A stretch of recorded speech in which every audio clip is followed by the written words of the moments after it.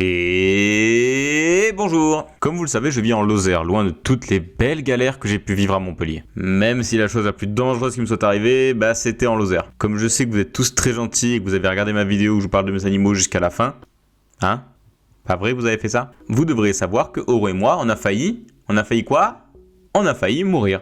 C'était en février et on vivait encore à Montpellier. Anna s'était fait embaucher un jeudi et elle devait commencer le travail le lundi qui suivait. On a dû trouver un appartement dans l'urgence et il faut savoir que pendant cette période-là, il faisait très froid et il avait beaucoup neigé depuis quelques temps en Lozère. Après avoir galéré pour trouver des appartements, on en a trouvé deux qui nous intéressaient. Un dans le village même où ma copine travaille, c'est celui qui nous intéressait le plus forcément, et un second dans un village voisin qui était...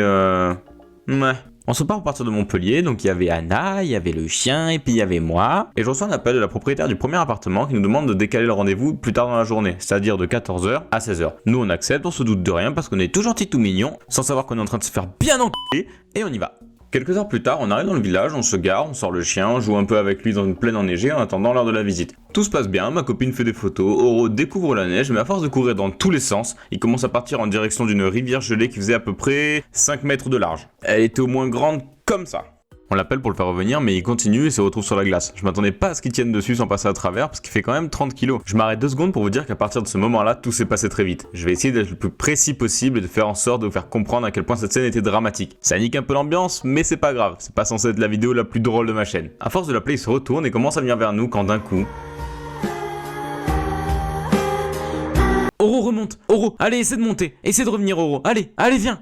Le problème qu'il y avait à ce moment-là, c'est que plus on attendait, plus il allait être engourdi à cause du froid. À ce moment-là, j'avais que très peu de temps pour réfléchir au choix que j'avais. Soit je perds mon chien à rien faire le regardant, soit je vais le chercher en étant sûr de passer à travers la glace, soit je vais m'en chercher un autre parce que celui-là, dans tous les cas, il était pas super. Je pense avoir fait le meilleur choix en vous disant que je suis allé en chercher un autre parce que j'avais pas mouillé pour mon chien. En plus, il y a quelques mois, il a cassé notre sapin. Mais non, je déconne. J'enlève ma veste histoire d'avoir un truc sec à porter au cas où je tomberais dans l'eau. Je mets le pied droit sur la glace, j'attrape un buisson de la main gauche et je mets le second pied sur la surface. Je m'attendais vraiment pas à réussir à tenir sur la glace sans qu'elle se casse. Mais elle tient bon. Je me penche pour attraper Oro et quand j'arrive à atteindre son collier, en une fraction de seconde, la glace autour de moi commence à se briser. Je tombe dans l'eau et Oro disparaît de la surface et impossible de le retrouver. J'ai beau essayer de casser la glace qui est autour de moi, sauf qu'à cause du froid, j'étais incapable de faire quoi que ce soit. Donc je brasse l'eau avec mon bras droit en restant accroché au buisson. Quand je sens sa patte, je tire de toutes mes forces pour le faire remonter. J'arrive à le faire ressortir à la surface. Je le passe à Anna qui arrive à le prendre et à le ressortir. J'essaie de sortir de l'eau mais j'ai à peine pied. J'ai beau être très grand, je fais 1m70 et je sais que c'est impressionnant. Donc Anna me tend la main et me fait revenir sur la neige. J'enlève mon t-shirt, mes chaussures et je mets ma veste que j'avais délicatement placée là au cas où. Je pars en direction de la première maison que je vois. Je frappe à la porte mais il y a personne qui répond. En même temps, un samedi après-midi dans un village perdu rempli de neige, il y a pas grand monde. Par chance à ce moment-là, je vois un petit papy rentrer chez lui juste à côté. Je me dirige vers lui, je lui explique ce qui m'est arrivé et très gentiment il me prête un t-shirt en jute blanc et une serviette que je mets autour de la taille un peu comme un kilt. À ce moment-là, je ressemblais un peu à un Jésus écossais. Au même moment, Anna est allée chercher des couvertures chez les voisins qu'elle avait vus au loin. Elle est venue me rejoindre dans la mairie où le maire venait tout juste de m'accueillir. J'ai pu me placer près du chauffage pour me réchauffer et faire sécher mes affaires. Et c'est à ce moment-là que je me suis rendu compte que j'étais ouvert de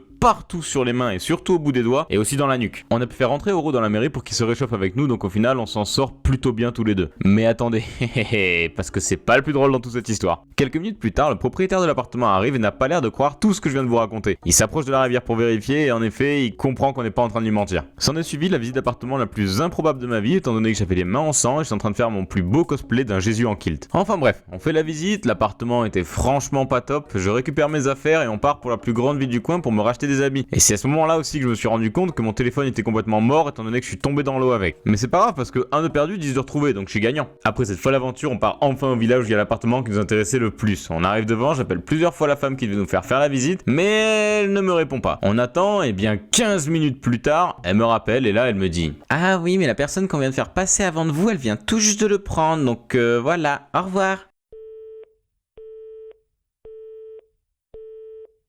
Attends, quoi? T'es en train de me dire que je me suis tapé 2h30 de route, qu'on a galéré dans la neige, mon téléphone est foutu, j'ai dû me racheter toutes mes fringues, j'ai failli perdre mon chien pour rien?